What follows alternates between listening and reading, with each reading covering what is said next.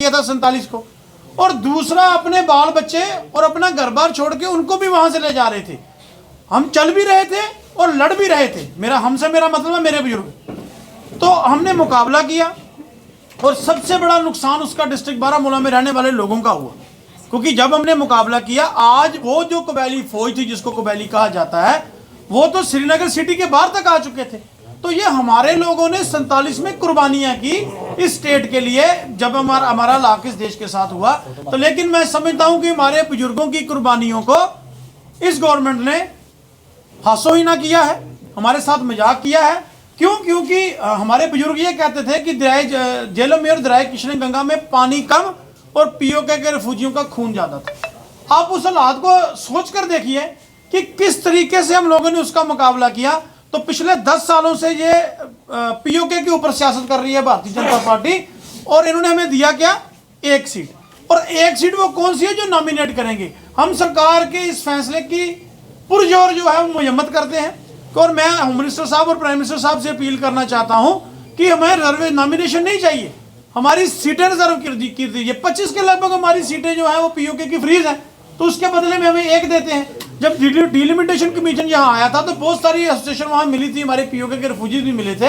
उन्होंने जब उनसे बात की थी तो उन्होंने कहा था कि आपका जो मसला है वाकई में बहुत गहरा मसला है, आपकी रिजर्वेशन चाहिए। और हमारे पीओके से जो लोग आए हैं वो कठुआ से लेके और अपना पूरा बॉर्डर इलाके पर वो बैठे हुए हैं। जम्मू में हमारी तादाद है। लेकिन आप मुझे बताइए कि आप अगर कॉन्स्टिट्यूंसी को रिजर्व करते, जैसे भट्ट साहब ने कहा, आप कॉन्स्टिट्यूंसी रिजर्व करते तो लोग चुनते हैं कि हमारा नुमाइंदा कौन है। लोग हमें वोट करके पीओके का कोई एमएलए बनाते तो हम मानते कि ठीक है। ये नॉमिनेशन क्या है? ये तो एक खाना पूर्ति है। हम ये कह रहे हैं कि ये बाबू तंत्र है, ये पिक एंड चूज है। बाबू तंत्र के हम खिलाफ है, आप लोकतंत्र की हत्या कर रहे हो नॉमिनेशन के लिए। और नॉमिनेशन अगर करनी भी है तो उसका फैसला जो कैबिनेट है स्टेट की वो करे, या स्टेट की असेंबली करे, या चुना हुआ हमारा चीफ मिनिस्टर करे। उसको तो पता होगा ना कौन आदमी कहाँ है। अब हम किसी के जाति खिलाफ नहीं, हम कोई एलजी साहब की जाति खिलाफ बात नहीं करना चाहते, लेकिन एलजी साहब को क्या पता होगा कि पाक ऑक्युपाइड जो रिफ्यूजीज हैं उनमें से कौन सा आदमी है जो इनकी बात कर सकता है। और एक सबसे बड़ी बात,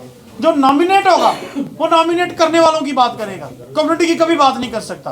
कम्युनिटी की बात वो तब करेगा जब कम्युनिटी के लोगों से वोट लेगा।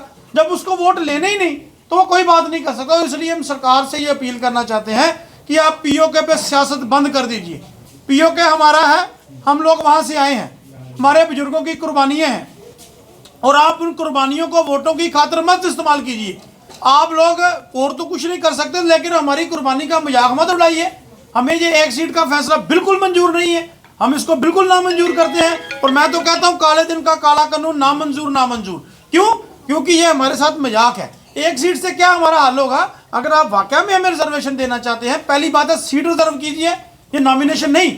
और 1 सीट से नहीं, हमें कम से कम 8 सीटें रिजर्व होनी चाहिए, क्योंकि हमारी 24 सीटें फ्रीज हैं वहां पर, और ताकि हर एक आदमी को वहां पर नुमाइंदगी करने का मौका मिल सके।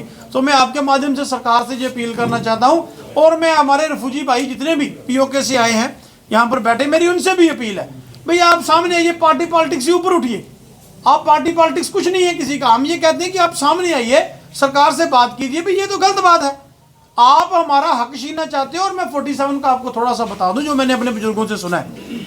उस वक्त ऐसा दौर था कि लोग एक तो फौज के साथ लड़ रहे थे, भूखे पानी अपने घरों से चले थे, और अपने बच्चों को साथ लाना। और बहुत सारे हमारे लोग 47 में, क्या बच्चे, क्या औरतें, क्या बच्चियां, भूख की वजह से, चल ना पाने की वजह से वहां पर मारे गए। लाखों लोग हमने गवा करके। तो आप आज मुझे बताइए, उन्होंने आप शहीदों का करना क्या चाहते हैं? ये तो भारतीय जनता पार्टी बड़ी देशभक्त पार्टी बनी है। वो देशभक्त थे जिन्होंने 47 में जंग लड़ी, तब तो शायद ये किसी और के नुमाइंदगी करते थे। तब तो आपको याद होगा इनको क्या कहते थे, इन्होंने देश की आजादी के लिए जंग तो कोई लड़ी नहीं, तो ना इनको शहीदों की कोई लेनी देनी है। सो मैं होम मिनिस्टर साहब से भी अपील करना चाहता हूं, मैं देश की सभी पार्टियों से अपील करना चाहता हूं, पहले एक डेलीगेशन आके पीओके रिफ्यूजी से पूछ तो लो भी आप चाहते क्या हो, आपकी डिमांड क्या है। उनसे इतिहास तो सुन लो कि उनके साथ हुआ क्या है। तो ये 1 सीट का फॉर्मूला जो है, मैं अपने तौर पे, अपनी पार्टी के तौर पे, हम इसको बिल्कुल रिजेक्ट करते हैं। और हम ये कहना चाहते हैं कि आप सीटें रिजर्व कीजिए, 8 कम से कम, और उसमें से हमारे लोग जीत कर आए। जिसको पीओके रिफ्यूजी चाहते हैं वो एमएलए हमारा बन के है, वो हमारी बात सरकार तक